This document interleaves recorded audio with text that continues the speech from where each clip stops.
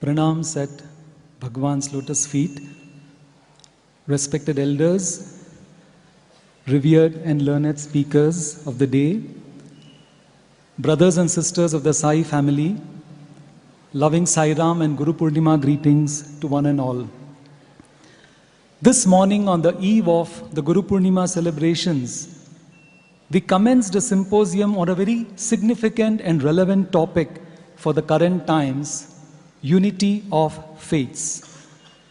We had two very learned scholars sharing their insights and wisdom with all of us. We had Professor Akhtarul Wasi, Head Department of Islamic Studies, Jamia Millia Islamia, New Delhi, who took us along a very interesting journey with deep insights and sacred ideals laid down in Islam, drawing several parallels with Hinduism and many other religions. We then had His Holiness Swami Dayananda Saraswati Ji, a distinguished traditional teacher of Vedanta, sharing the profound wisdom of Vedanta in very simple language with all of us. We have two speakers for this evening session. Before I introduce the first speaker for the evening session, let us commence the program listening again to our beloved Bhagwan speaking on this theme of unity of faiths.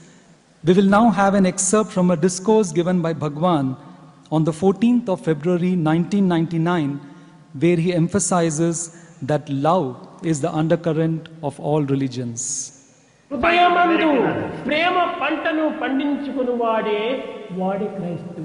Therefore is a true Christian if he grows and cultivates the harvest of love in the field of his heart. Christian ante vaadu ideal Christian ga tayaru kavali. Therefore a Christian should be an ideal Christian. Anaga appudu tana yokka hrudayamulo prema pantanu pandinchukovali. And then you will find the harvest, the crop of love. Atane nijamainatvanti Kristavundu. And he is a true Christian in the spirit. ఇంకా సిక్కులనగా ఎవరు అనుకున్నారు? Then who are Sikhs? Turban కట్టుకొని గట్టెలు పెట్టుకొని ఇదిగా చేసుకునేటువంటి వాడు కాదు. Not the one wearing the turban and having the sword. తన హృదయమందు ప్రేమ పంటను పండించుకున్నప్పుడే వాడు సిక్కులుగా తయారవుతాడు. He is a true Sikh if he has got this crop in the yield of love in the field of his heart. కనుక సరైనటువంటి సిక్కు ఎవరంటే ప్రేమతో మయమైనటువంటి వాడే. So a true Sikh is full of love. ప్రేమ స్వరూపుడిగా అయినటువంటి వాడే Sikh. Sikh is the very embodiment of love. పరులను చంపటము, పరుల వెంట పోవటము, పరులను బాధించడము కాదు సిక్కుల యొక్క లక్షణం. It's not the quality of a true Sikh killing the other man and taking the other one to హిందువులు suffer. ఎవరని? Then who are Hindus then? ఆ హిందువు కూడా అతనే. And he is a very Hindu himself. హృదయమందు ప్రేమ పంటను పండించుకుని వాడే హైందవుడు. He is a true Hindu if he cultivates this crop of love. కానీ ఆ ప్రేమ పంట ఎక్కడా లేదు. That crop is not found. Prema Anywhere. విత్తనాలు కూడా నాటడం లేదు. In fact, he is not sowing the పంట seeds of ఎక్కడ love. పండుతుంది? How do you expect the crop? ఇలాంటి ప్రేమ లేనటువంటి మానవుడు హిందువు అని చెప్పడానికి ఎట్లా సాధ్యమవుతుంది? How do you call him a Hindu if he has no love in him? నేను అప్పుడే చెప్పాను. హెచ్ అనగా humanity.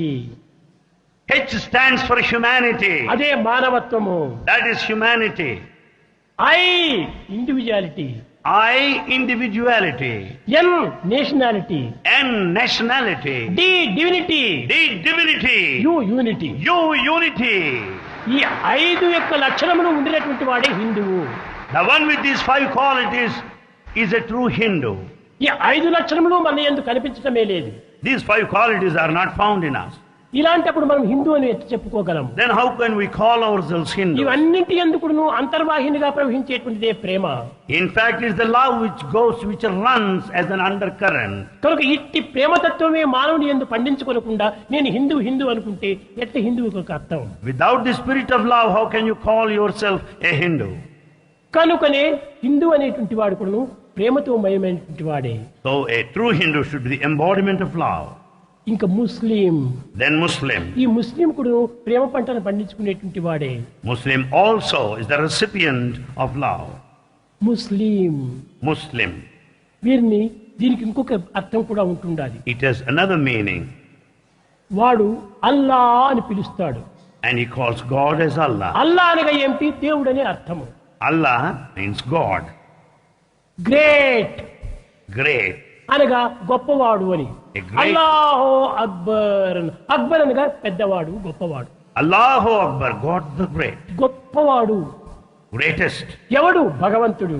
Greatest of all is God Himself. భగవంతుడు గొప్పవాడే. God is great. ఇస్లాం అనగా ఏమిటి? What's the meaning of Islam? శాంతంగా జీవితాన్ని గడిపేటువంటి వాడే ఇస్లాం. Islam wants everyone to lead the life of peace. ఈ శాంతం ఎప్పుడు మనకు ప్రారంభమవుతుంది? When do you remain in peace? ప్రేమతో హృదయం నిండినప్పుడే శాంతం మనలో ఆవిర్భవిస్తుంది. When the heart is full of love, you will be peaceful. కనుకనే ప్రేమనే లేకుండా శాంతి అనేటువంటి మనకు లభ్యం కాదు. Without love, you cannot be peaceful. కనుక ప్రతి జాతి యందు, ప్రతి మతం యందు, ప్రతి వ్యక్తి యందు కూడాను ప్రేమమయమైనటువంటి హృదయం కావాలి. Therefore, in every person of any religion, of any caste, of any creed, the heart should be full of love. Bhagwan always stresses that there is only one religion, the religion of love. Jesus declared, "Thou shalt love thy neighbor as thyself." Love in Jainism is expressed through 4 forms of public conduct: to act kindly without rewards, to rejoice at the well-being of others, to relieve the suffering of others, and to have compassion for criminals. Unless love manifests itself as sensitivity to the needs and concerns of our fellow beings, we cannot be called truly religious, let alone being spiritual. It was the year 2000, Bhagwan was immensely pained by a trivial article that appeared in a small column in a newspaper. In a remote village, there was a mother who could not feed her children on account of dire poverty, and she had given poison to her 2 children and drunk the poison herself. Swami was so pained. He raised a question to all the devotees seated in this very hall and asked, should such an incident ever happen in this land of Bharat, which is a Punya Bhumi, a Tyaga Bhumi, a Karma Bhumi, and a Yoga Bhumi? Bhagwan said such tragedy should never happen anywhere else. And he resolved to bring succor to these poor people in the villages. And we all know that this was the beginning of the unique initiative called the Sri Sathya Sai Grama Seva, which is now an institutionalized activity not just in Sri Sathya Sai Institute of Higher Learning where it took birth, but in all the Sri Sathya Sai centers across the globe. Love, reaching out to others rather to one's own self in others, is true religion. The super speciality hospital started by Bhagwan is also an expression of his divine love for humanity. When these hospitals started functioning in 1990s, people were stunned to witness world-class healthcare being offered totally free of cost to whoever needed it. And I recall one evening in the Mandir veranda, there was an elderly senior devotee, a businessman, who knelt down and he prayed to Bhagwan. He said, "Swami, what you have accomplished through these hospitals, nobody in the world has accomplished. It will serve as a great case study for providing free healthcare to all." Bhagwan smiled, patted him, and Bhagwan said in his own unique way, "Bangaru, this is not a case study of free healthcare for all. This is a case study of love." I now have the pleasure of inviting the first speaker for this evening session, Father Dominic Emmanuel. Reverend Father Dominic Emmanuel, spokesman and director, Delhi Catholic Archdiocese, holds a number of degrees to his credit. He completed his Bachelor of Philosophy and Bachelor of Theology from Pune, Bachelor of Arts from Indore, and Bachelor of Education from Gujarat. He then completed his Master of Communication from Manila, Philippines. In 1991, he completed his PhD in Social Communication from the University of Westminster, London. Father Dominic began his career as a rector at St. Thomas Seminary, India. He then served as coordinator and radio program producer at Deutsche Welle Radio in Germany, Radio Veritas Asia, Manila, and was a freelancer at the BBC World Service in London. He further served as a part-time lecturer in the Faculty of Communication and Languages in University of Westminster, the National Institute of Social Communication Research and Training in New Delhi, and the Vidya Jyoti Theological College in New Delhi. From 1998 onwards, Father Dominic served as a spokesperson for the Delhi Catholic Archdiocese, and from 1999 onwards, he served as a member of the Media Studies Committee, YMCA, New Delhi. In 2002, he became the spokesman for the Catholic Bishops' Conference Center, and during this period, he hosted a weekly television panel discussion program on Jain TV called Voice of Christianity, which aired 230 episodes. He has been working for communal harmony for the past 2 decades and has been in the service of inter-religious dialogue. He has been actively involved in resolving conflicts, differences between different communities. He also participated in the Sadbhavana Yatras in the aftermath of the Gujarat riots in 2002. His literary works include 14 books on subjects covering value education for school children and communal harmony. He has contributed to articles in academic journals and books, and also presented academic papers and participated in both national and international seminars.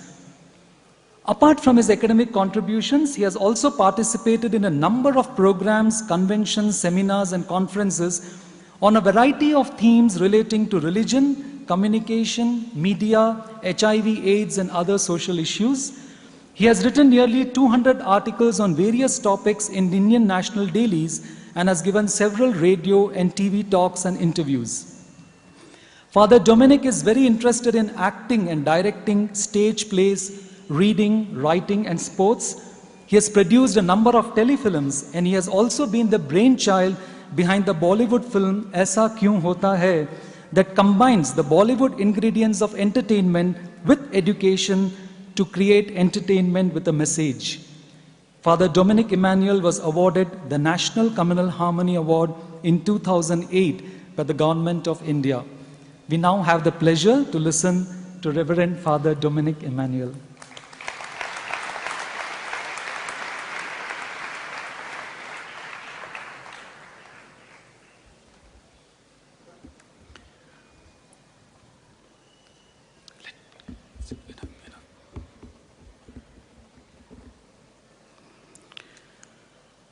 Respected spirit of Swami Sai Baba, who is not physically present with us, but his spirit is with us, so he is with us.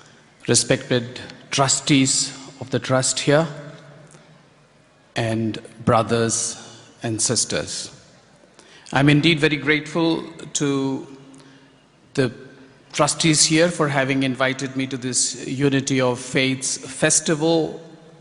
This is indeed a great honor, and I can't take the names of everybody, but I am grateful to Dr. Srinivasan, who wrote to me, as well as Dr. Chima from Delhi, who made his first contact with me about this festival. And I also thank Dr. Rangarajan, the Vice Chancellor of the university, who then came and explained to me. So I thank everybody, and I learned that this Unity of Faiths festival is also celebrated in England, in London, every year. And that's a wonderful thing, so that we know that this festival is not restricted just to Puttaparthi, but it has already expanded into the shores beyond India. I would like to begin my presentation with the book that I have actually gone through at least twice by the Nobel laureate Dr. Professor Amartya Sen. The title of the book is The Argumentative Indian. The Argumentative Indian. At first, the title sounds a bit derogatory or negative, but as one starts reading the book, one gets very deeply immersed in how he presents what he's saying. The basic point of the book is something which is quite obvious and which is being proved by Dr. Amartya Sen by using ancient history of the Indian subcontinent. It is that the Indian culture has always encouraged various points of views, has given birth to some of the greatest religions of the world, and has not only welcomed some other great religions into this land like Judaism, Christianity, Islam, Zoroastrianism, and others, but has let them prosper here. He then quotes how the then Prime Minister of Britain, Churchill, had predicted that an independent India would not at all survive as one nation, because there were several nations within this one country on the basis of languages, cultures, religions, and so on.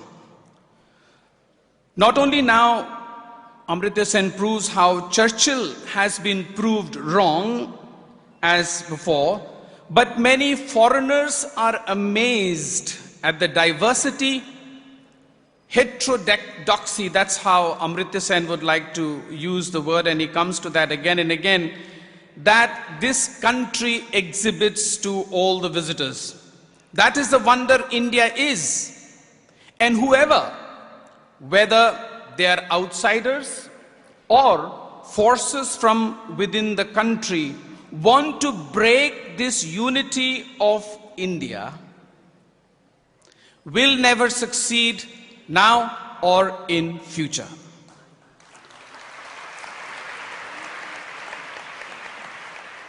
India and Indians have been born into unity of India, and with all its other shortcomings and problems of poverty and backwardness and illiteracy, it will always stand as a shining example of unity in diversity for the rest of the world. Therefore, when I began to think on the topic of the symposium today called Unity of Faiths, I was a bit unsettled, and I will explain quickly. And as I will quote to you very soon the words of Swami Satya Sai Baba, who celebrated the diversity of this country, and this morning Dr. Rangarajan quoted profusely about how Sri Satya Sai Baba believed in the unity in diversity in a country, and I am told that this place celebrates all the festivals of all the religions here, and which is illustrated profusely all over this place, starting from the Chaitanya Jyoti Museum that I visited this morning, to, would you believe, the chair that is placed here. Those of you, as I can see from here sitting from my side, I can see the side, there is a strip, steel or silver strip on the side of the chair, which has the symbols of all the religions, all the major religions. And it cannot escape from anybody's notice who comes with an open mind and an open heart that Swamiji spoke about unity. Now, why am I a bit unsettled? I am a bit unsettled because we talk about here unity of faith. Because Swamiji is clearly speaking about unity in diversity. And I will quote to you very soon from his own words, Swamiji's own words, how each religion needs to be respected and to be followed as the religion of that person. So, did Swamiji actually mean unity of faiths because he believed in diversity? Or, I would argue, did he speak or did he mean unity of the faithful? Instead of unity of faiths, I would say he would want unity of the faithful. In other words, if you want, unity of hearts.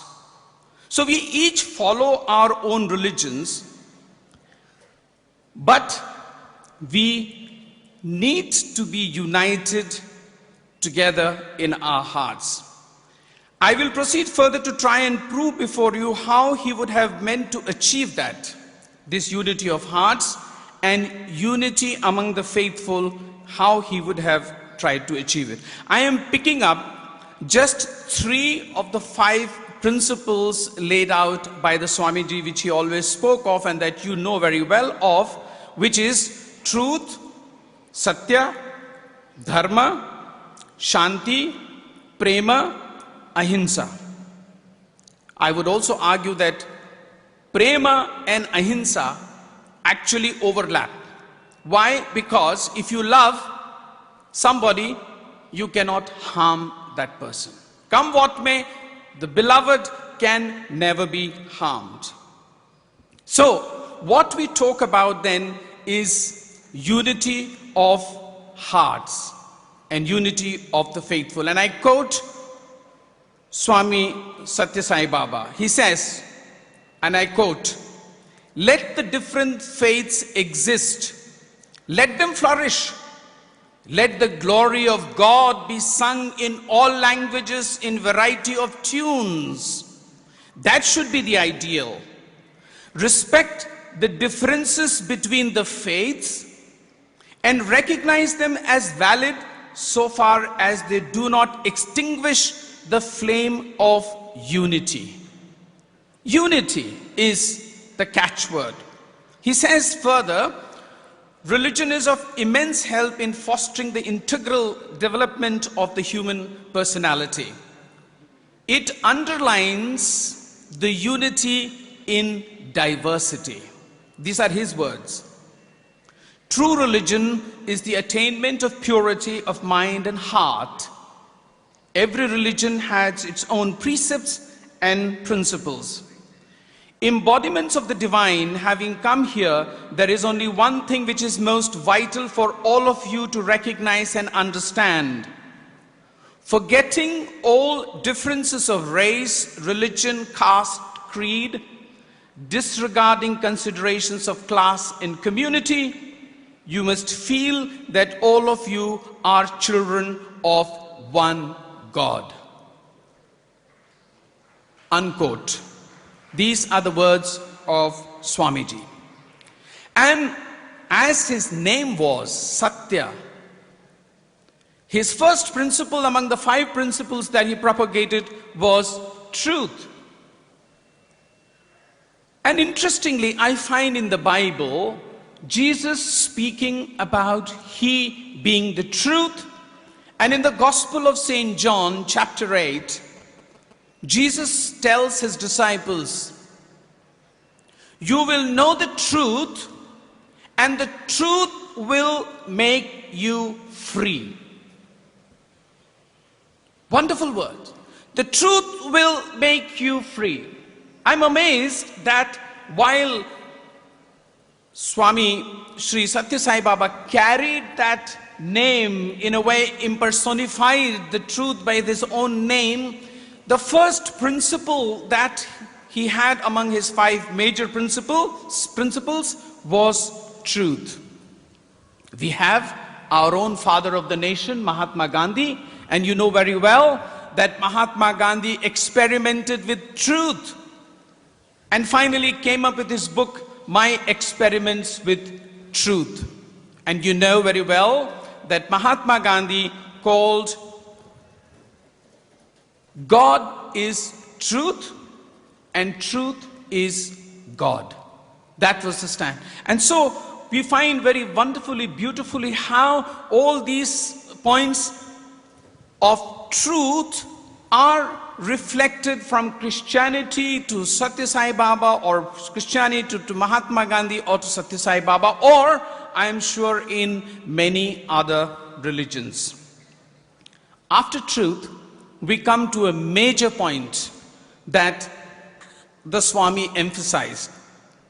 And it is not because I have read. Actually, if you just walk through this campus, the whole campus, what you read is love all, serve all.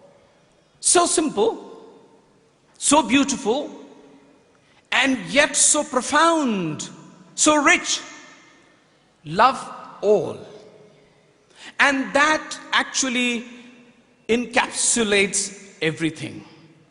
I have a beautiful chapter that I will quickly read to you from the letter of St. Paul to the Corinthians, chapter 13, I just quickly read out this to you, how St. Paul, inspired by the life and the love of Jesus Christ, spoke and understood what love is. And I have found this for your information, and I will come to that when I visited the museum this morning and read things about and of Swami Satya Sai Baba. I find those things reflected exactly in the same way. And what does this letter of St. Paul to the Corinthians say? He says, if I speak in the tongues of men or of angels, but do not have love, I am only a resounding gong or a clanging cymbal.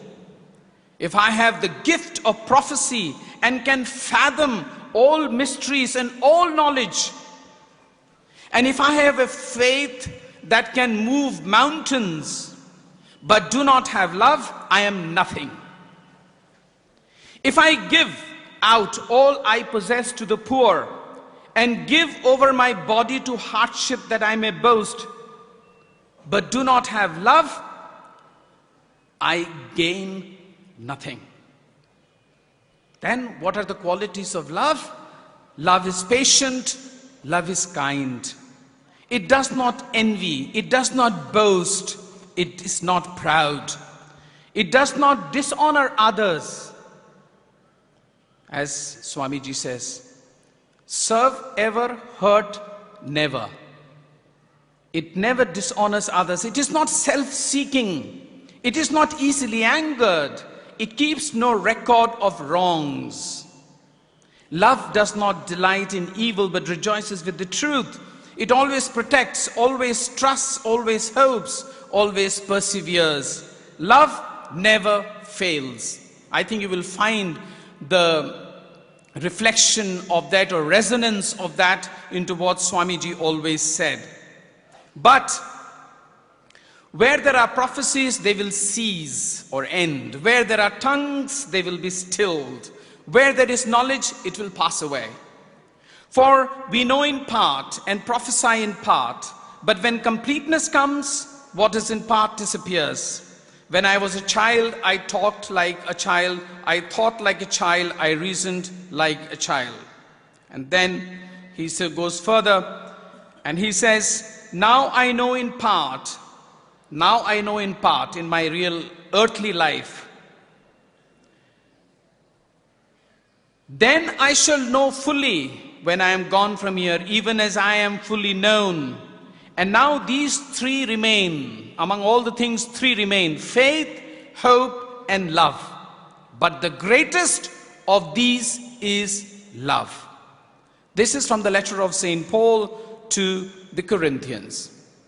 But in Christianity, we believe that love is all, and the source of all love is God. And unless we know and realize God's love and generosity in our lives first, we will not be able to love and serve others. God's love is manifested in Jesus Christ, who, by the sacrifice he makes of himself on the cross, is the highest sign of self-giving, self-sacrificing in love. St. Paul says, for a friend or for one who is your near one, it is easy to die. But to die for us when we are still sinners, that is the greatest love. I have seen on one of the subtitles of the Bible, subtitle, the greatest love story ever told. Because Bible gives us the story of God's love right from the moment of creation till we die. That is love.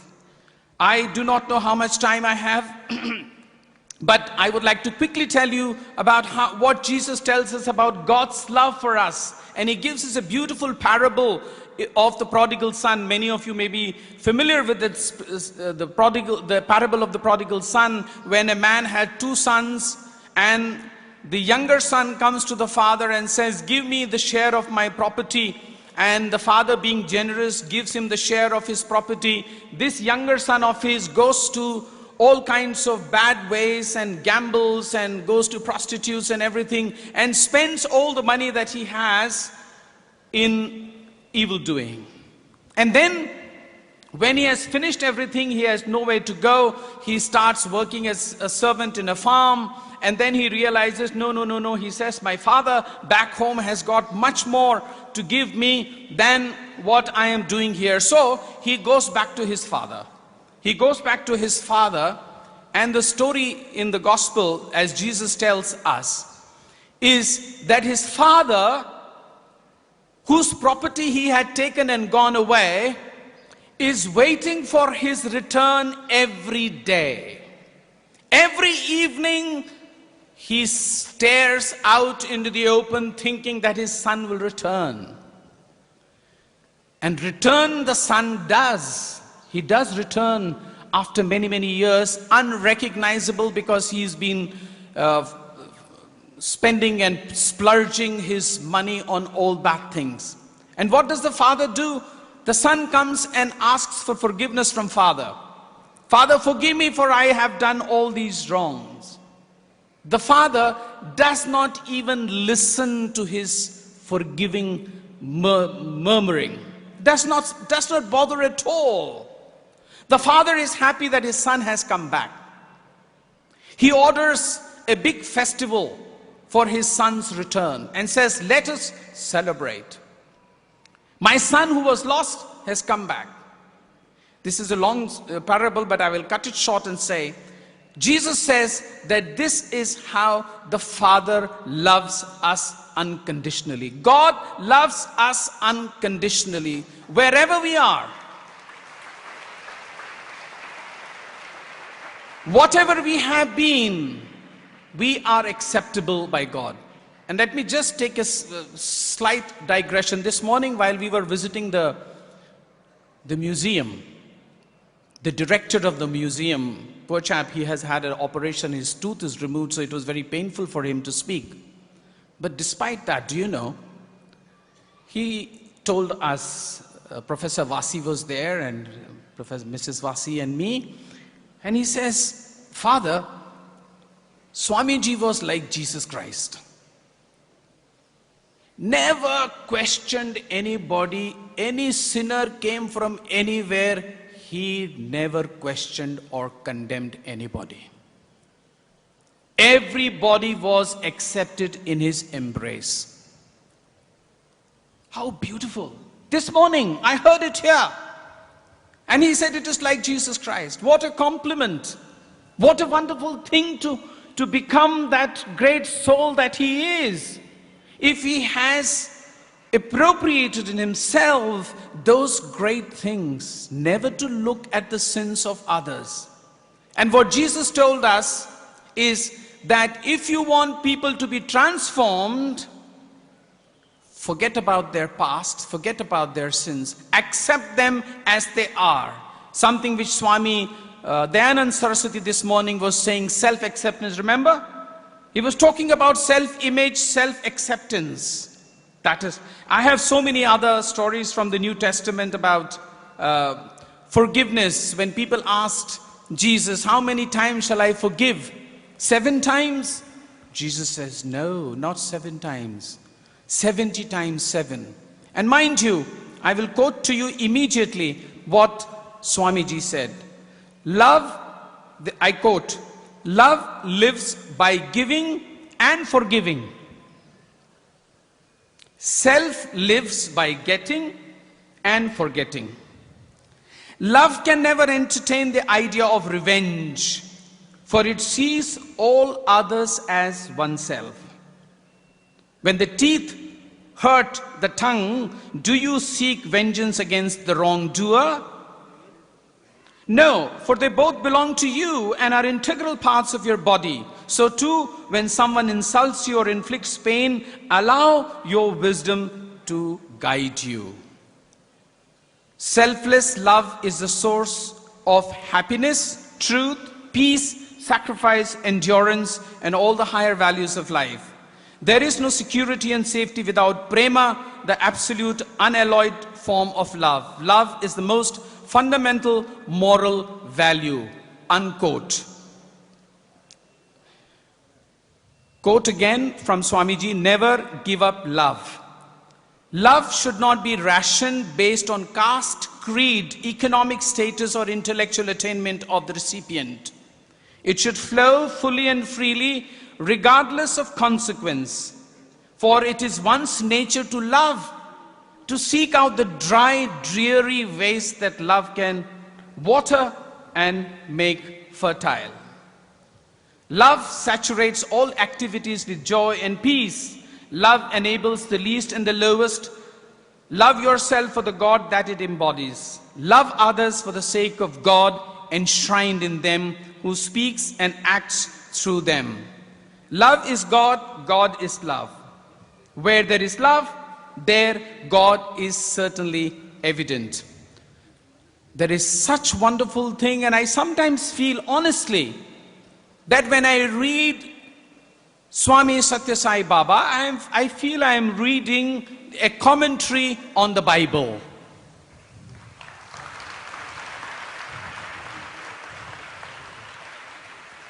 Maybe you know also that Ramakrishna Paramahansa, as well as Yogada Paramahansa, and I am familiar with the lives of both of them. I think you may be aware as well that both of them experienced the closeness of Jesus, and Ramakrishna Paramahansa, if you know, founded the Ramakrishna Mission on the 24th of December, on the eve of the birth of Jesus. Because according to him, while he was sitting with his disciples in the evening, Ramakrishna Paramahansa, he saw the vision of Jesus Christ. And I don't know if you're aware, Yogada Paramahansa, whose center in Delhi is literally next to my office, and I visit that Yogada Kendra all the time, he has written 2 volumes on the revelations of Jesus Christ. 2 volumes on the revelations of Jesus Christ, as he was highly influenced by Jesus Christ. And I do not know too much about Satya Sai Baba, but I am inclined to believe, reading all that he has written, that like many other great men and women, he too is highly influenced by the teachings of Jesus Christ. And I continue, and I will conclude with my last part. I mentioned that I will just play on the 3 of the 5 principles of Swami Satya Sai Baba, of truth, dharma, peace, prem and ahimsa. I have picked up truth, prem and seva. Seva is of course with prem, because you read all over, serve all. And I know here so many hundreds of volunteers here who are serving us, who have come from all over. And the word they use always to us is, I have committed myself to seva. Seva of the Swami, but what seva? Seva of the Swami is not just coming here and decorating the mausoleum of the Swami, but that seva is expressed in that hospital which we visited today, the super speciality hospital, and all the other programs of service that the Satya Sai Baba Foundation works throughout India as well as abroad. I read somewhere here, I think in one of, either in the museum or there's so much to take in here while you are going around. And he said, he says somewhere, I don't know the exact words, but the meaning is, no use of praying through lips. It is your action of service that will translate into prayer and into your devotion. And let me tell you that the Gospel of St. Matthew, chapter 25, one of our favorite and useful passages in the gospel. I will quickly read out to you, and this is explaining about the last judgment. That is, after we are dead, how will you and I, or maybe I at least because I believe in the gospel, let me say it. How will I be judged? Whether I was good or not good on earth, I will be judged like this. When the Son of Man comes in his glory and all the angels with him, he will sit on his glorious throne. All the nations will be gathered before him, and he will separate the people one from another as a shepherd separates the sheep from the goats. He will put the sheep on his right and the goats on his left. Then the King, that is God or Jesus Christ, will say to those on his right, "Come, you who are blessed by my Father, take your inheritance, the kingdom prepared for you since the creation of the world. For I was hungry, and you gave me something to eat. I was thirsty, and you gave me something to drink. I was a stranger, and you invited me in your house. I needed clothes, and you clothed me. I was sick, and you looked after me. I was in prison, and you came to visit me."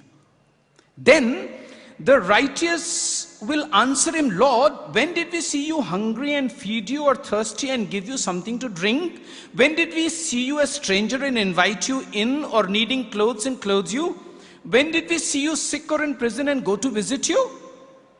The king will reply, "Truly I tell you, whatever you did for one of the least of these brothers and sisters of mine, you did it for me." Then he will say to those on his left, "Depart from you who are cursed into the eternal fire prepared for the devil and his angels. For I was hungry and you gave me nothing to eat," etc., etc. And I don't read the whole thing. But what it basically means for us Christians, and I can see that very clearly reflected here all around as I walk and as I see with my own eyes, that you will be judged by how you have served the hungry, the poor, the naked, the sick, the prisoner, the stranger. That is unity of hearts.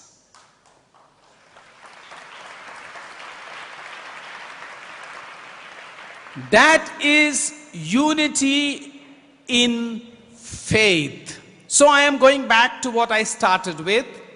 I am not arguing about unity of faiths, because Baba himself has said, and we should respect all differences. I quoted to you, didn't I, from his own saying, that we respect the differences, the precepts. Each religion has its own precepts. So we are not talking or desiring the uniformity amongst all faiths. The Baba does not want it. I don't think that is desired by anybody. That all people of different faiths come and have the unity of one faith. But all the faithful of different faiths have unity of heart through one basic principle of love. It is love that unites us.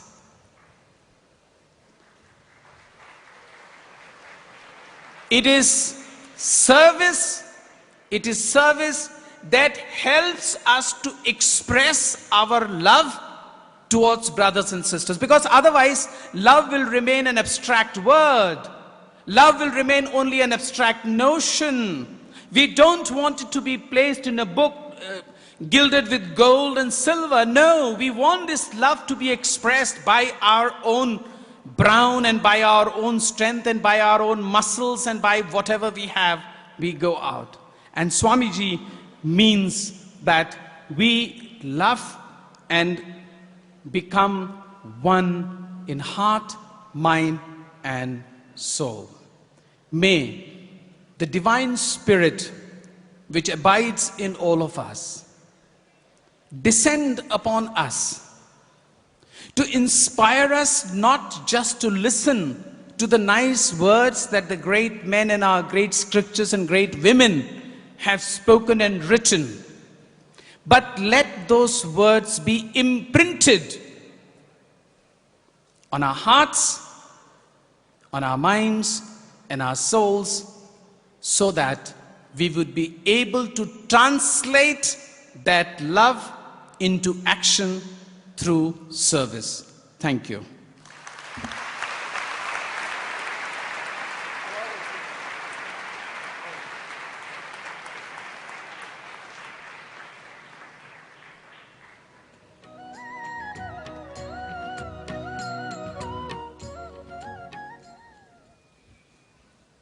Thank you, Father Dominic, for that very informative and inspiring presentation. Before I invite the final speaker for this one-day symposium on the unity of faiths, let us once again bask in the unity of the faithful. Let us once again bask in the nectarine voice of our Divine Master. We will now hear Bhagwan speaking to us on the principle of oneness, that is the primary teaching of all world religions. This is an excerpt from a discourse given by Bhagwan on the 25th of December, 1991.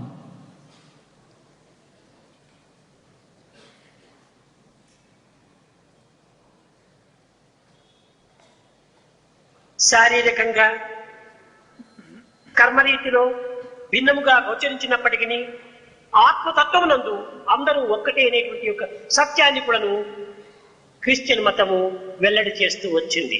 Christianity has declared that physically speaking, from the point of view of body, there may be differences.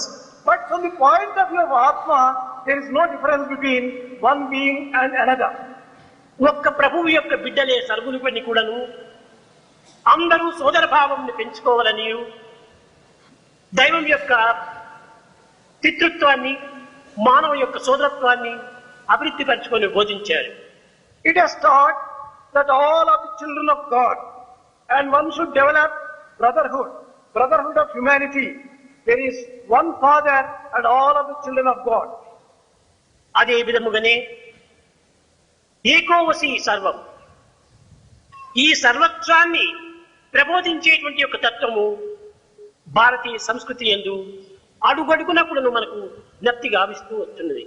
In every step in Indian culture, one comes across the culture reminding us that in every human being there is only one Atma. ఏకం సత్ విప్రా బహుదా వదంతి. ఉన్నది ఒక్కటే, కానీ భిన్నత్వము నీ మానసిక యొక్క చర్యలే. What exists is only one, but whatever you see is only reflection of your own mind. భగవంతునకు అర్పితము కావలసినటువంటిది ఏకాత్మ భావమే. What you have to offer as an offering to God is feeling of one Atma, one భారతీయులు Atma. రెండు హస్తములను చేర్చి నమస్కారము అని ఉచ్చరిస్తుంటారు. Bharatiyas bring both the palms together and utter namaskar. ఈ నమస్కారం యొక్క అంతరార్థం ఏమిటి? What is the inner significance of this namaskar? అనేకత్వాన్ని ఏకత్వము చేర్చడమే నమస్కారం యొక్క అంతరార్థం. Bringing about unity in diversity is the inner significance of namaskar. అదే విధముగానే అన్ని మతములు యందు కూడాను ఇస్లాం మతములో సలాం అన్నారు. In Islam, they say salam. సా అనగా సాలోక్య సారూప్య సామీప్య సాయుధ్య సాయుధ్యము. ఇలాంటి యొక్క తత్వములకు లా అనగా లయము. ఈ అన్నింటి యొక్క తత్వములోన లయము గావించటమే సలాం అనేటువంటి అంతరార్థము. The inner meaning of the word salam is that in the nearness, salokya, in the sameness of the form of God and becoming one with the God, merging in God. Christian మతమునందు కూడాను యేసు అని పిలుస్తూ వచ్చారు. In Christianity, they have called Yesu. ఏ అనగా ఏకం, Ye refers to oneness. సా అనగా దివ్యత్వము, Sa refers to divinity. దైవము ఒక్కడే, The meaning is that there is only one God. అనేకము లేదు. There are not many. కనుక ఏకత్వమైనటువంటి యొక్క దివ్యత్వములో మానసిక తత్వమును అంకితము గావించుకోవటమే ఈ యొక్క యేసు యొక్క అంతరార్థం. The inner meaning of the word Yesu is merging the oneness of divinity in every human being. జైన మతములందు కూడాను ఇదే విధమైనటువంటి యొక్క అంతరార్థాన్ని కూడాను ప్రబోధిస్తూ వచ్చాడు మహావీరు. Mahavira also taught the same principle and teaching in Jainism. ఇంద్రియములు పలు పలు విధములుగా ప్రవహింపజేసినప్పుడు అనేక విధములైనటువంటి మార్పులు కూర్పులు జరుగుతూ ఉంటాయి. When the senses go in different directions, one gets different feelings and thoughts. ఈ ఇంద్రియముల యొక్క ఏకత్వాన్ని మనం సాధించినప్పుడే ఇది దివ్యమైనటువంటి ఆత్మతత్వం మనకు అర్థమవుతుంది. When you bring about unity and integrity of all the senses, then one will be able to understand divinity in its true sense.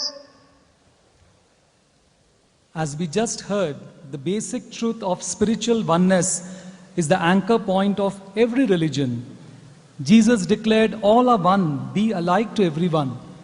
And Bhagavan says in the term Allah, A stands for Atma and La stands for merging. So Allah truly means merging in the Atman. The Upanishads emphasize the oneness of humanity and they declare, Sahasraksha Sahasrapat, all eyes are God's, all feet are His, all hands are His. The ancients also declared, Ekam Eva Advitiya Brahma. Bhagavan once very beautifully described, he said, they could have as well told Ekam Brahma, Brahma is one. But they knew the type of doubts that will arise in the typical human mind. And so they added the word only. They said, Ekam Eva Brahma. But they knew that still the monkey mind is going to have some sort of distorted interpretation.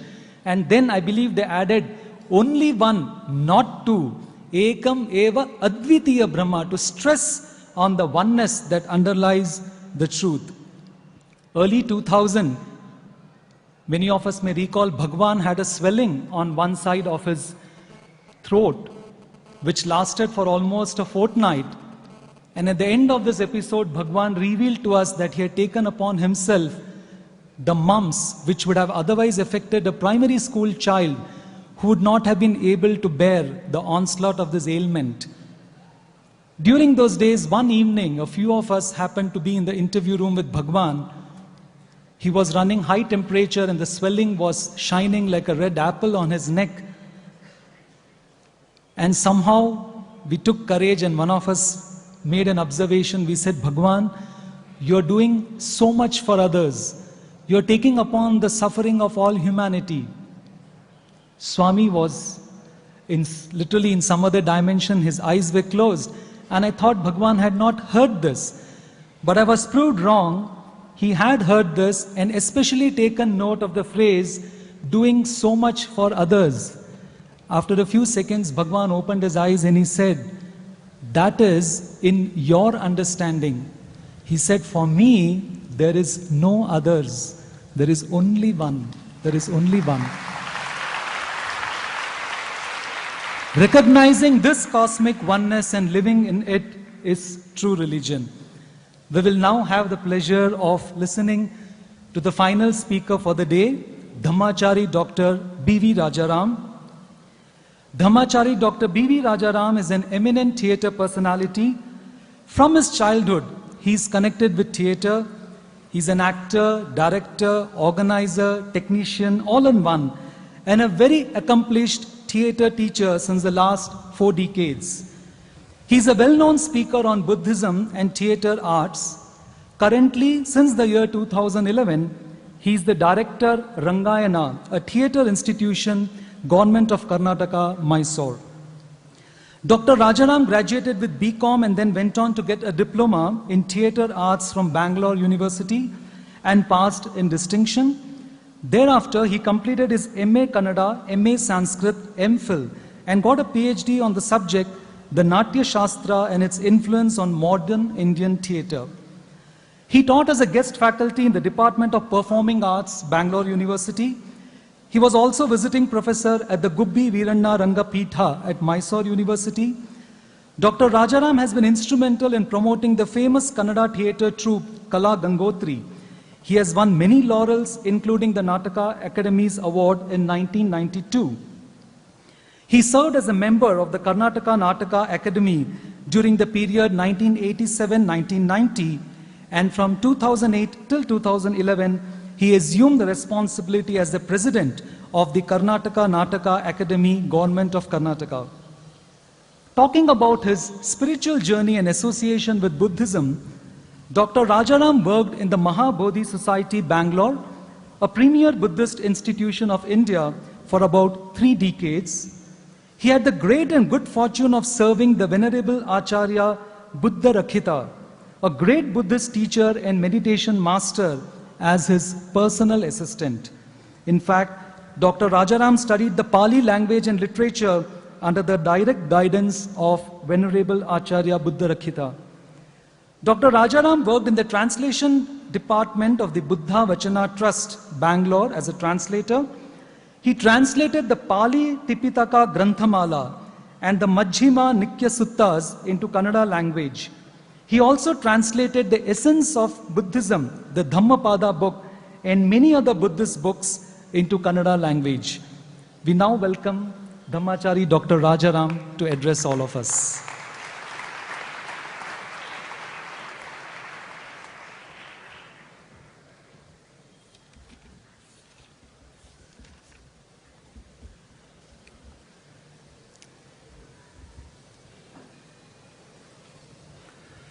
नमो तस्स भगवतो अरहतो सम्मा सम्बुद्धस्स बुद्धं शरणं गच्छामि धम्मं शरणं गच्छामि संघं शरणं गच्छामि.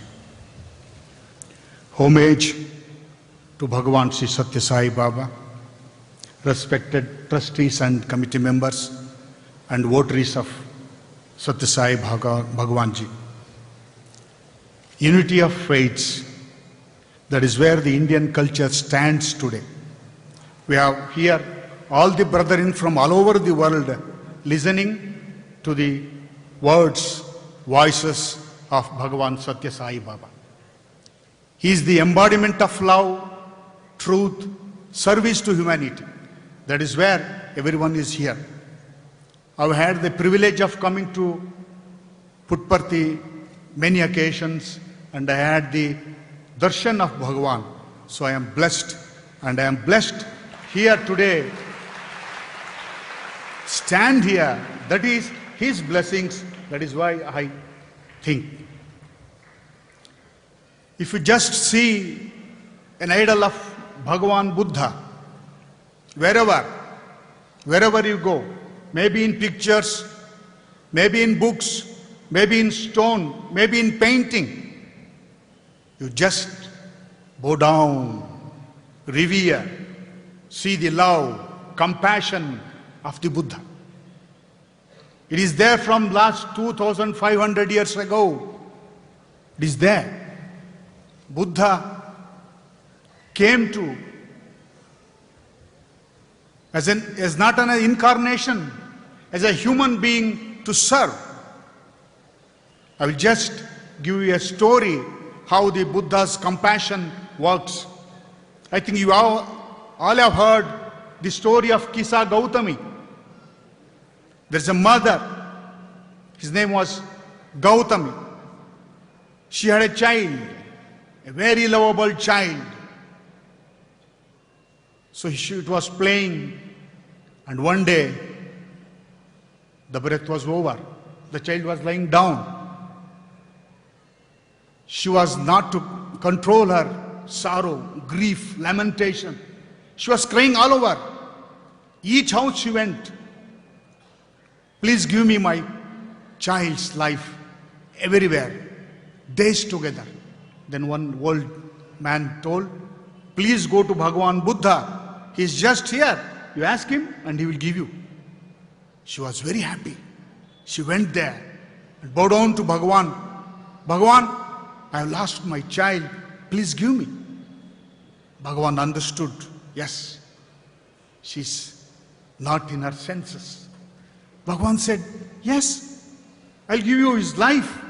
Please bring a handful of seeds, mustard seeds, from where death has not entered in any of the houses. Yes, she was hope. Bhagwan gave her hope. She just went everywhere, any house, every directions, any road, every roads. But everyone, every family, every house, they said, no, the day before, the 1 month back, a year back, so many of them have died. She comes to Bhagavan and says, Bhagavan, death has entered every house. Then she realizes. Then Bhagavan says, Amma, this is the thing. This is the world. Who has ever born has to die. So she realizes. So that is how Bhagavan gives compassion to a lamented woman, Kisa Gautami. That is where the Bhagavan says. We always go to Bhagavan as Buddham Sharanam Gacchami, Dhammam Sharanam Gacchami, Sangham Sharanam Gacchami. Why we go to Buddha? Why we go to Dhamma and why we go to Sangha? Buddha is the preacher, is the teacher. Then the Dhamma is the thing. It is the essence of life. Truth, love, sacrifice, compassion, karuna, metta, mudita. There are so many things in that. And Sangha is the following, which follow the teachings of the Buddha. That is Sangha. Tomorrow is Ashada Purnima. We are all celebrating Guru Purnima. This was started at the time of the Buddha. Because, as you know, the history, Buddha never built buildings. He just made human beings. 61 arhats was prepared. And Bhagavan said, Charata bhikkhave charikang bahujana hitaya bahujana sukhaya lokanukampaya hitaya sukhaya. Go bhikkhus, wander forth for the benefit of the many, for the welfare of the many. Go. They are not blinded. There is a dust on their eyes. Please remove that. They will come to you. Please give them Dhamma. Please give them humanness. So he sent his ambassadors of love, ambassadors of truth to people. Like that. That is the day when the Buddha set in motion the wheel of truth. In Satyasaya, Bhagavan's all the emblem, logo, we see the wheel of truth, the Dhamma Chakka Pavattana. That is tomorrow, the Guru Purnima day is the Dhamma Chakka Pavattana day. The Buddha set in motion the wheel of truth. What is the wheel of truth? What did the Buddha say?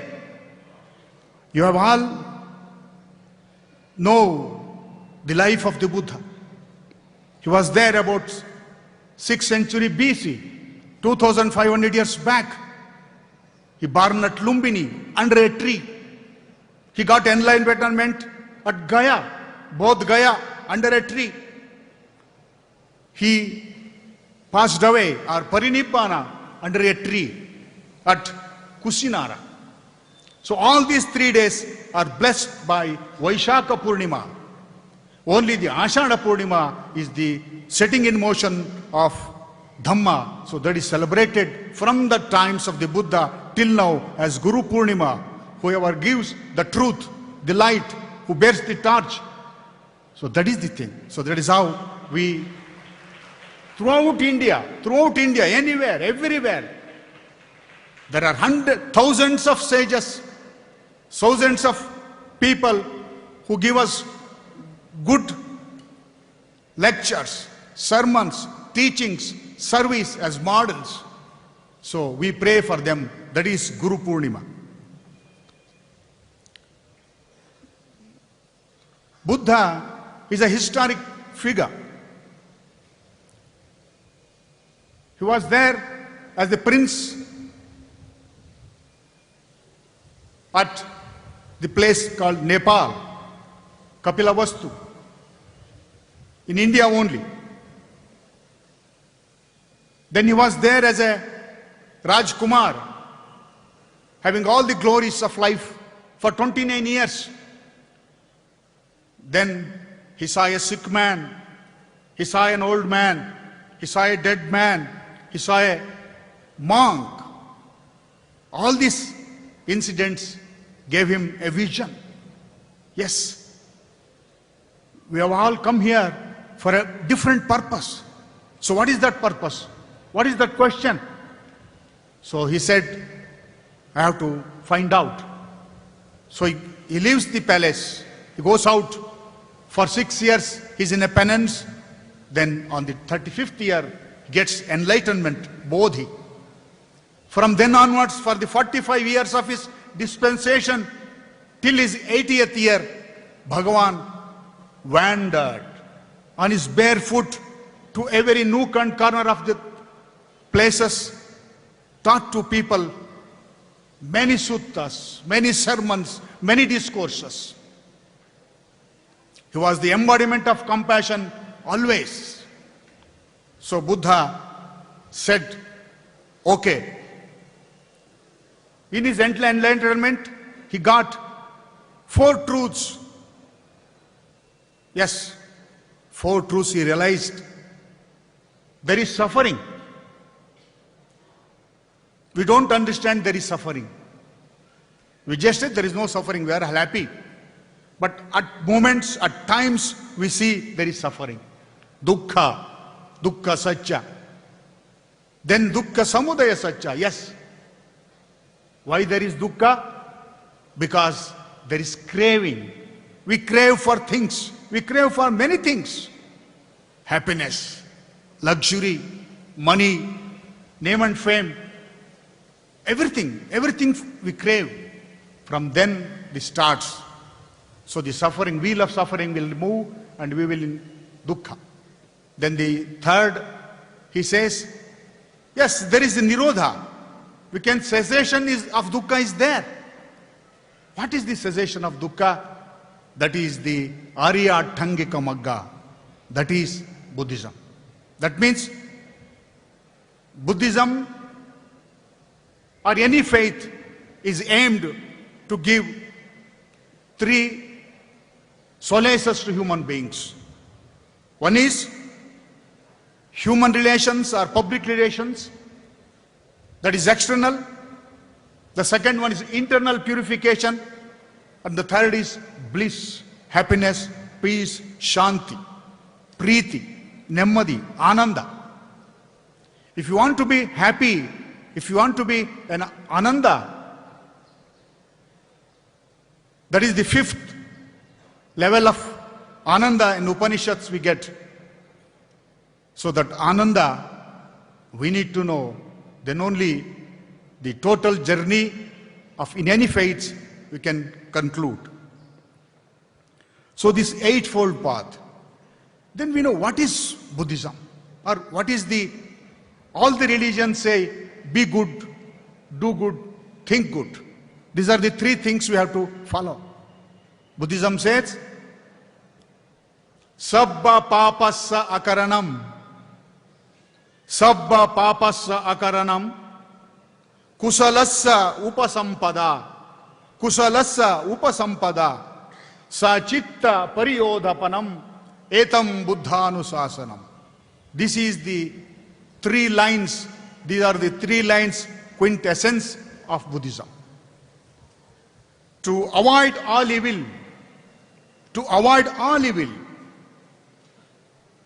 to cultivate the good, to cleanse one's mind. That is the teaching of the Buddha. There is nothing much. So that is the teaching of the Buddha. That is all the faiths. They are telling, please don't do any evil. Please do all the good. Clean your mind. And that is all the faiths are telling that. So if you just analyze any religion, especially Buddhism, Buddhism is the religion of mind. The Dhammapada, Gathas 1 and 2 explain Manopubbangama dhamma, manosettha manomaya, manasache paduttena, bhasati va karoti va, tato nang chakkamanveti, chayava anapayini. He says, if you act with an impure mind, if you say with an impure mind, if you harbor an ill will thought, then the impure deeds will follow the wheels of an ox. Or if you do a pure deed, if you have love, faith, service to humanity, then only the goodness will follow as your never departing shadow of man. So Buddhism is concerned only with human beings, persons, individual persons. It says, if you want to change your mind from pradushtatana, dushtatana to prasannatana, prasannate, from dushtate to prasannate, you have to, there is only one goal or one path, that is the middle path. Don't go to other paths. Human, they have two instincts. That is, one is indulgence, another is repulgence. Where two extremes work. They're they're interested in enjoying anywhere. Or they just reject, they don't like it. And there are two emotional factors. One is positive, another is negative. What are the positive factors to be cultivated? What are the negative factors to be cultivated? That is, Bhagavan Satya Sai Baba has always, as an example, he has set institutions here, education institutions, service institutions, and service above self. We are seeing here from so many decades that love is the highest thing. How can we love others unless we love ourselves? That the Buddha taught. If you don't have love in you, if you don't have hatred, if you have hatred, if you are greed, if you are jealous, the reciprocal is the same thing. Because a man is always habitual. Is always habitual. If you just act the same way, if you just think same way, if you say the same deeds, same words, then it becomes the habit. So, by a negative cultivity, your habit is created. In the same way, if you cultivate good things, you practice good things, you think good things, then the good habits will continue. So that is how the Buddha says, from the same action, from the same karma, which can lead you to a different world, by good deeds, from good karma, you come to a good position. So that is how the Buddha says, you always go with good deeds. He has just given very simple truths, very simple truths. They're wonderful, but very difficult to practice, because we are always going away from truths. He says, there is lobha, dosa, moha. Lobha, dosa, moha. Greed, hatred and delusion, or desire, anger and ignorance. Yeah. Lobha, all you know, because whoever is here in India, from the childhood he knows what is lobha, and he knows what is dosa and what is moha. But it is very difficult for us to control lobha, dosa, moha. For that he has given 3 good principles: Sila, Samadhi, Panya. Bhagavan has given just 5 precepts for us to practice. That means, Panatipata, don't kill.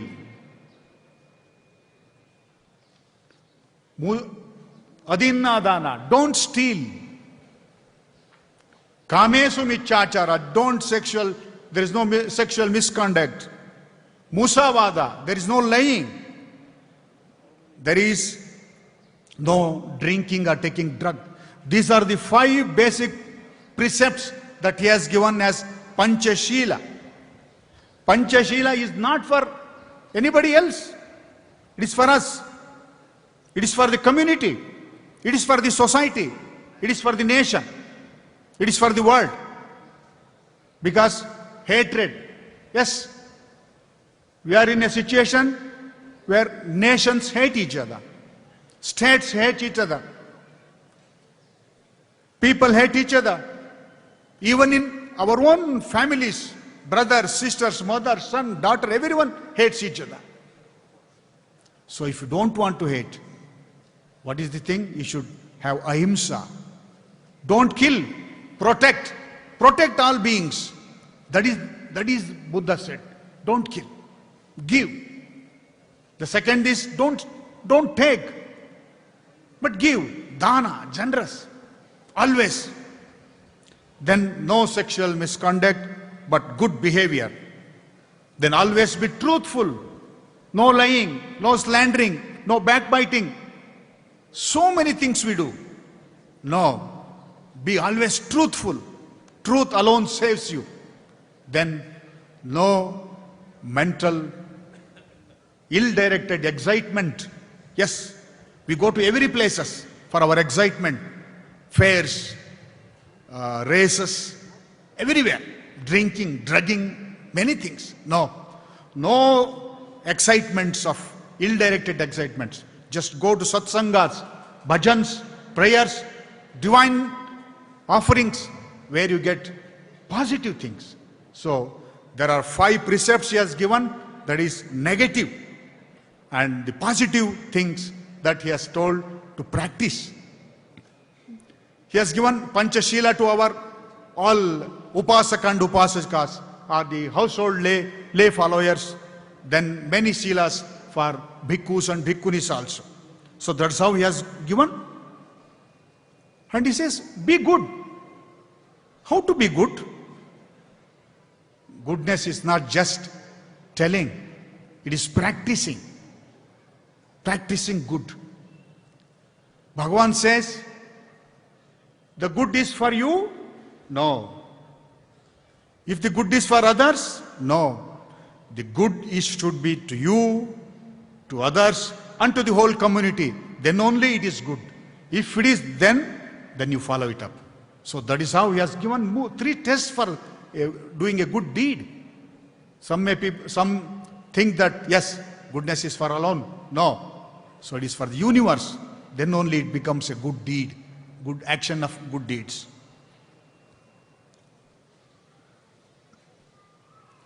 Then Sila is for cultivating goodness in our day-to-day life. Then he says Samadhi, that is concentration, meditative absorption. Then Panya, wisdom. He says, just think there is a pot of water. Pot of water, our mind is like a pot filled with greed, delusion, hatred. If you just think hatred is there, then at the top there is hatred, in the middle there is hatred, and the bottom there is hatred. Okay, I'll just remove from the top. No, it is not sufficient. It has to go till the bottom. For that, he says, just think of a tree. You cut out the branches. That means only the external activities of greed, hatred, delusion is cut off. Through your meditational concentration, if you cut off the trunk, then a root still remains. Then if you panya with wisdom, if you can remove all the root cause for lobha, dosa, moha, then only the whole thing which is inherent in you can go out. So Buddha says, all these 3 have to be practiced. Shila, Samadhi, Prajna. Bhagavan gives for each one. Everyone has to practice. He says, Tum mehi kichangata pang akkhataro tathagata. Bhagavan can only direct you. He can only give you the light. He can't take you. If you want to come here, if you want to listen to the words of Baba, if you want to take the darshan of Baba, you have to come to Puttaparthi. You have to take this train. So, Bhagavan says, you have to work, you have to exert. If you don't exert, you will not attain anything. So, tumhe, you have to work.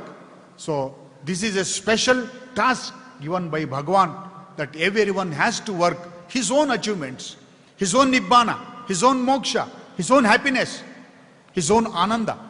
You can't make others happy by your ananda. You should serve. Yes, you are serving, but the other man is not happy. So the other man also should take the inner positive quality of becoming happy. He also to serve, you also to serve. Both will be in a unification and both can get ananda. Otherwise, the other man is not in happiness. So, Bhagavan gives us all these three qualities, Shila, Samadhi, Panya. So, Bhagavan gave us 84,000 bits of knowledge, suttas. You have heard Emperor Ashoka, the great king, the great emperor of India. He has set rock edicts throughout India. In many parts of India, you can just see the rock edicts. He was a Chanda Ashoka. In the war of Kalinga, he has killed lakhs and lakhs of soldiers. After seeing the death of soldiers, he sees. Then he meets a Buddhist monk, Upagupta. Then he becomes Devanam Priya Ashoka. The Chanda Ashoka changes to a Devanam Priya Ashoka. Then he becomes the votary of the Buddha throughout his kingdom, throughout India, throughout Jambu Dvipa. He sets rock edicts saying, always be compassionate on animals, not only on men. He set hospitals for animals and human beings. And he says, only don't respect your own religion. Don't respect your own religion, respect the religion of others. Then only you give respect to your own religion. That is the sayings of Ashoka. This is Indian culture. We have never said anybody. We have always said, yes, let the noble thoughts from all directions. Let the noble thoughts come from all directions. Yes. Why noble thoughts? Because each human being to live a noble living. That is the goal of Buddha Dharma or any faiths. So there are many stories and gathas and scriptures and narrations from Bhagavan Buddha. Bhagavan Buddha, there is no need to tell you about much, because you all, if you read in books, know the life story of Bhagavan, and for all the 45 years he lived in India, he just gave love, compassion. All his 4 Brahma Viharas, that is the 4 meditational absorptions, are called Metta, Karuna, Mudita, Upekka. All the 4 exalted qualities of love only. He has given many suttas. Karaniya Metta Sutta. In that he says, everyone should do Maitri as a mother loves her child, her only child. At what cost it may be, he gives her life to the child. So that's how we should give to every other being, every other fellow being, our goodness, our Maitri, our love and our service. So I take this opportunity to thank all the votaries. So you are all blessed to hear Bhagavan's voice. You all have darshans. And I thank once again the trustees and Mr. Nagananda and all others for having given me an opportunity to share a few thoughts on Buddhism. Thank you. Thank you.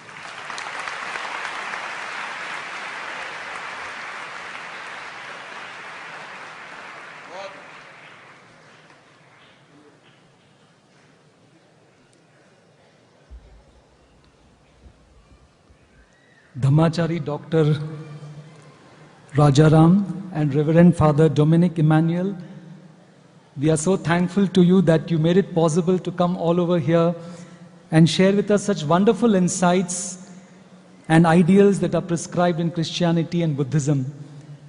On behalf of Sri Sathya Sai Central Trust, on behalf of all the ladies and gentlemen, brothers and sisters seated here, we express our love and gratitude to all the speakers of this wonderful symposium by which all of us have benefited so much.